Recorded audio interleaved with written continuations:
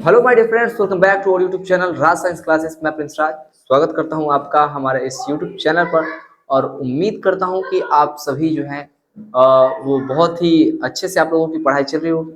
आज का जो टॉपिक है, जैसा कि आप सभी जानते हैं कि हिंदी का संपूर्ण ऑब्जेक्टिव हम लोगों ने कवर कर लिया है। उसको एक अलग प्लेलिस्ट बना दिया गया है, उसमें जाकर डाल दिया गया है, आप सभी जाकर के देख सकते हैं। ठीक है, और जैसा कि आज जानते हैं कि आज के इस क्लास में हम लोग संस्कृत का प्रथम अध्याय से शुरू करने वाले हैं और आपको लगातार वीडियोस मिलते रहेंगे।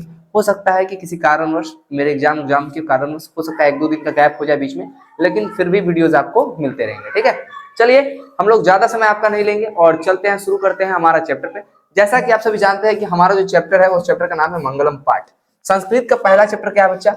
मंगलम पाठ है। इस मंगलम पाठ में कुछ क्वेश्चंस है, उस क्वेश्चंस को हम लोग क्या करेंगे, करने का काम करेंगे। ठीक है, चलिए पढ़ते हैं। मंगलम पाठ में कैसे मंत्र संकलित है। थोड़ा सा स्पीड में खींचेंगे इसको क्योंकि हम लोगों को बहुत कम समय में इसको क्या करना है, कवर करना है। देखिए, मंगलम पाठ में कौन सा मंत्र संकलित है? याद रखिएगा, मंत्र संकलित की बात करेगा तो याद रखिएगा पदात्मक। कौन सा? पदात्मक। एक होता है पदात्मक, एक होता है गदात्मक, एक होता है नाट्यात्मक और एक होता है, इसमें से दोनों कर सकते हैं, तो कोई ऑप्शन नहीं है। याद रखिएगा पदात्मक मंत्र संकलित है। सेकेंड क्वेश्चन क्या है? सेकेंड क्वेश्चन जाने का प्रयास करेंगे। मंगलम पाठ में परमात्मा को अपरा विद्या के 5 मंत्र किसके क्या है, किसके संकलित है, किसके लिए संकलित है, कुछ किसके संकलित है, कुछ ऐसे करके किससे संकलित है? तो याद रखिएगा उपनिषद से। क्या याद रखिएगा? परमात्मा की अपरा विद्या की जो 5 मंत्र है वो 5 मंत्र कहां से संकलित है? उपनिषद से संकलित है। ठीक है, चलिए थर्ड क्वेश्चन की ओर बढ़ते हैं, थोड़ा सा फास्ट में चलेंगे। ठीक है, अगला क्वेश्चन है मंगलम पाठ में कितने मंत्र है भाई? तो याद रखिएगा मंगलम पाठ में अभी बताया गया है कि कितने मंत्र को संकलित किया गया है, 5 मंत्रों को संकलित किया गया है। तो मंगलम पाठ में 5 गो मंत्र है। क्या गो मंत्र है? 5 गो मंत्र। ठीक है, चलिए याद कर लेंगे। कितना बचेगा सर? 16 संस्कार है बच्चा, याद रखिएगा, मंत्र नहीं है। ठीक है, मंगलम पाठ का प्रथम मंत्र किस उपनिषद से लिया गया है? तो बच्चा याद रखिएगा ईश्वास्य उपनिषद। कौन सा? ईश्वास्य उपनिषद। आपको पढ़ने में थोड़ा सा कठिनाई होगी, लेकिन आप लोग पढ़ना धीरे धीरे चालू कर दीजिएगा तो हो जाएगा स्टार्ट। ठीक है, मंगलम पाठ का प्रथम मंत्र किस उपनिषद से लिया गया है? तो ईश्वास्य उपनिषद। ठीक है, चलिए पांचवा क्वेश्चन है कि मंगलम पाठ कहां से संकलित है? तो मंगलम पाठ जो है, अभी हम लोगों ने पढ़ा कि उपनिषद से 5 गो मंत्र लिया गया और इसमें 5 गो मंत्र के बारे में चर्चा किया गया है। 5 मंत्र उपनिषद से लिया गया है, तो ये कहां से संकलित होगा बच्चा? उपनिषद से। ठीक है, चलिए 6 नंबर क्वेश्चन की बात करें।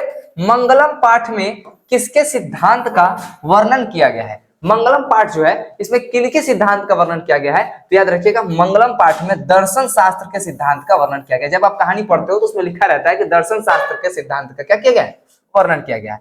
7 नंबर क्वेश्चन है कि वेद के कितने प्रकार होते हैं? तो आप लोग भी जानते हैं वेद 4 प्रकार के होते हैं, है कि नहीं है? कुछ ऐसे करके होता है, ऋग्वेद, सामवेद, अथर्ववेद, यजुर्वेद, कुछ इसी करके होता है। क्रम मेरा ऊपर नीचे हो गया होगा, लेकिन 4 गो यही वेद होता है। कह रहा है कि वेद, कुछ दूर से नहीं दिख रहा है, हाँ, वेद रूपो शास्त्र क्या होती है? वेद रूपी शास्त्र क्या होते हैं? तो याद रखिएगा वेद रूपी जो शास्त्र होते हैं वो नित्य होते हैं। क्या होते हैं? नित्य होते हैं। ठीक है, चलिए 9 नंबर क्वेश्चन है कि वेदा हेमंते पुरुषम महांतम विद्यार्थ धनाय मंत्र किस उपनिषद से लिया गया है? तो याद रखिएगा यह है श्वेताश्वेतरो उपनिषद से। ठीक है, याद रहेगा। चलिए 10 नंबर क्वेश्चन है कि उपनिषद के रचनाकार कौन है? अब उपनिषद जो है इनके रचना किसने की है? तो याद रखिएगा उपनिषद की जो रचना की है वो किसने की है? वेद व्यास जी ने। किन्होंने की है? वेद व्यास जी ने उपनिषद की रचना की है। ठीक है, 11 नंबर क्वेश्चन कि उपनिषद किसका अंतिम भाग है? उपनिषद जो है वो किसका अंतिम भाग है बच्चा? तो याद रखिएगा उपनिषद जो है वो वैदिक साहित्य का अंतिम भाग है। किसका अंतिम भाग है? वैदिक साहित्य का अंतिम भाग है उपनिषद। ठीक है, चलिए 12 नंबर क्वेश्चन है कि उपनिषद के कितने प्रकार होते हैं? देखिए उपनिषद 108 प्रकार के होते हैं। कितने प्रकार के होते हैं? उपनिषद कितने हैं? उपनिषद 108 है। पुराण कितने हैं? पुराण है 4। ठीक है, याद रहेगा। चलिए आगे की ओर पढ़ते हैं। करा कुछ कि सत्यमेव जयते किस उपनिषद से लिया गया है? तो याद रखिएगा मुंडोक उपनिषद। कहां से लिया गया बच्चा? मुंडोक उपनिषद। सत्यमेव जयते जो कि क्या है? राष्ट्रीय नारा भी है भारत का। भारत का राष्ट्रीय नारा क्या है? सत्यमेव जयते, यानी कि सत्य की हमेशा क्या होती है? जीत होती है। ठीक है, तो ये कहां से लिया गया है? मुंडोक उपनिषद से लिया गया है। 14 नंबर क्वेश्चन है कि नदियां नाम और रूप को छोड़कर किसमें मिलती है बच्चा? तो देखो नहीं बोलता है कि आत्मा को जो है वो क्या करना है? आत्मा को शरीर को छोड़ करके, इस शरीर के ढांचे को छोड़ करके, जो इस शरीर का जो नाम है, पहचान है, उसको छोड़ करके परमात्मा में मिलना है। उसी प्रकार किस प्रकार, जिस प्रकार नदियां नाम और रूप को छोड़ करके कहां पर जाती है, मिलती है बुआ, समुद्र में मिलती है। ठीक है, अगला क्वेश्चन है कि नदियां समुद्र में कैसे मिलती है। तो अभी हम लोगों ने पढ़ा ना कि नाम को छोड़कर, रूप को छोड़कर, नाम और रूप दोनों को छोड़कर, याद रखिएगा, नाम और रूप दोनों को छोड़कर। ठीक है, याद रहेगा। चलिए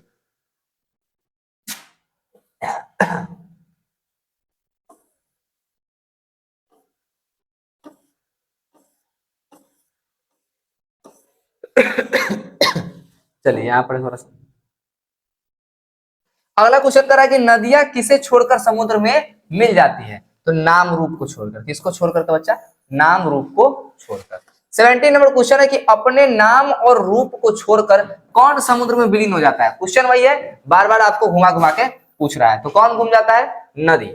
18 नंबर क्वेश्चन है कि सत्य धर्म प्राप्ति के लिए किसे हटा दे भाई। तो कह रहा है कुंची की हिरण्मेन पात्रेन, हिरण्मेन पात्रेन, हिरण्मेन का जो पात्र है उसको हटाने की बात कह रहे हैं यहाँ पर जिन्होंने लिखा है इसको। तो हिरण्मेन पात्रेन किसको कहा जाता है, सुवर्ण पात्र को। किसको, स्वर्ण पात्र को, सोने के पात्र को जिससे मुंह, सत्य का मुख क्या हुआ है, ढका हुआ है। अगला क्वेश्चन वही है, सत्य का मुख किस पात्र से ढका हुआ है बच्चा। तो याद रखिएगा हिरण्मय पात्र से। किस पात्र से ढका हुआ है, हिरण्मय पात्र से। ठीक है, 20 नंबर क्वेश्चन है कि स्वर्णमय पात्र से सत्य का क्या आच्छादित है। सत्य का मुख आच्छादित है। क्या बच्चा आच्छादित है, मुख।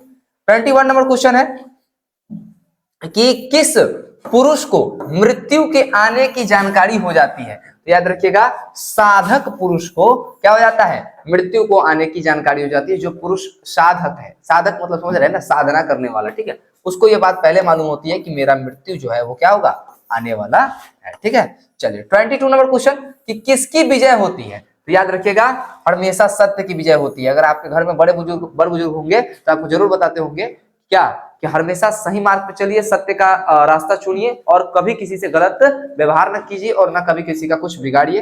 बेईमानी का कमाया हुआ धन 2 मिनट में चला जाएगा। ठीक है, तो कह रहा है कि किसकी विजय होगी, सत्य की। 23 नंबर क्वेश्चन है कि विजय कैसे प्राप्त होती है भाई। तो विजय प्राप्त होती है सत्य से। किससे प्राप्त होती है, सत्य से। 24 नंबर क्वेश्चन है कि किसकी विजय नहीं होती है। तो याद रखेंगे असत्य की विजय नहीं होती है। किसकी विजय नहीं होती है बच्चा, असत्य की विजय नहीं होती है। देखो मेरा वीडियो को कभी भी 1.5x पर 1.5x या 1.2x 2x पर करके मत देखना। ठीक है, 1.5x या फिर 1.2x नहीं देख सकते हो।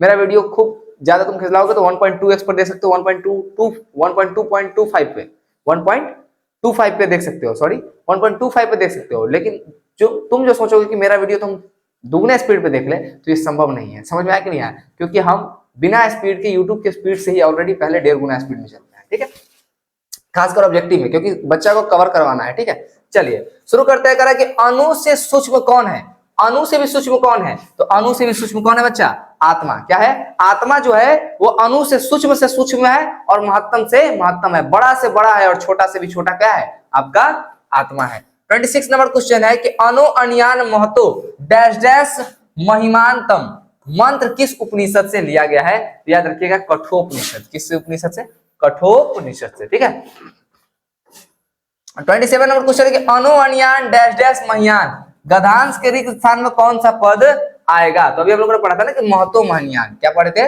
महतो महियान। ठीक है, मतलब अणु से भी सूक्ष्म है।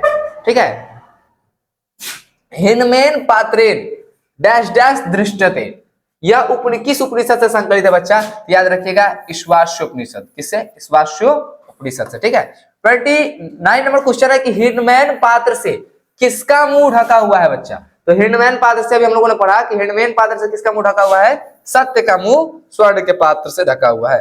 प्रस्तुत पाठ में किसकी महिमा का गान किया गया है। तो प्रस्तुत पाठ में आपको परमात्मा की महिमा का गान किया गया है कि हमको इस मानव रूपी स्वरूप को छोड़ करके इसमें से जो आत्मा निकल करके कहां पर मिलेगी, परमात्मा के पास ही जाकर के मिलेगी। ठीक है, चलिए थोड़ा सा छोटा करने का बारी आ गया।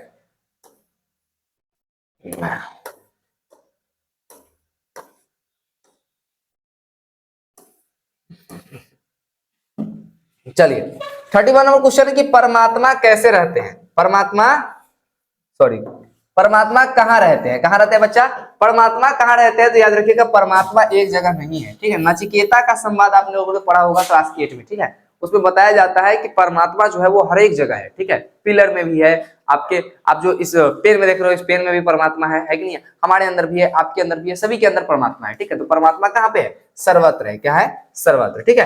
32 नंबर क्वेश्चन कर रहा है कि यह संसार किसके द्वारा अनुशासित है बच्चा, तो याद रखिएगा यह संसार परमात्मा के द्वारा अनुशासित है। किसके द्वारा अनुशासित है, संसार किसके द्वारा अनुशासित है, परमात्मा के अनुसार, किसके अनुसार, परमात्मा के द्वारा अनुशासित है, यानी कि परमात्मा इस पर अनुशासन चला रहे हैं। करा कि ऋषि आदि प्रणीत को क्या कहते हैं, तो याद रखिएगा वो कहते हैं कृतक, क्या कहते हैं, कृतक। 34 नंबर क्वेश्चन है कि प्राणी की हृदय रूपी गुफा में कौन विद्यमान है, तो प्राणी की हृदय रूपी गुफा में आत्मा विद्यमान है। पूछता है कि आत्मा कहाँ रहता है, तो प्राणियों के हृदय में, कहाँ रहता है बच्चा, प्राणियों के हृदय में वो क्या रहता है, तैयार रहता है। चलिए 35 नंबर क्वेश्चन है कि महान से भी महान क्या है, तो अभी हम लोगों ने बताया ना कि महान से भी महान कौन है, आत्मा है, और सूक्ष्म से भी सूक्ष्म कौन है, आत्मा है। देवलोक का मार्ग किससे प्रशस्त होता है, याद रखिएगा देवलोक में जाना है आपको तो सत्य के मार्ग पर चलिएगा, तो आपका देवलोक का मार्ग क्या हो जाएगा, प्रशस्त हो जाएगा। आपका जो ये वीडियो है वो मंगलम चैप्टर का हम लोगों ने समाप्त करवा दिया। कैसा लगा वीडियो कमेंट कीजिएगा, मिलते हैं नेक्स्ट वीडियो में, तब तक के लिए जय हिंद जय भारत।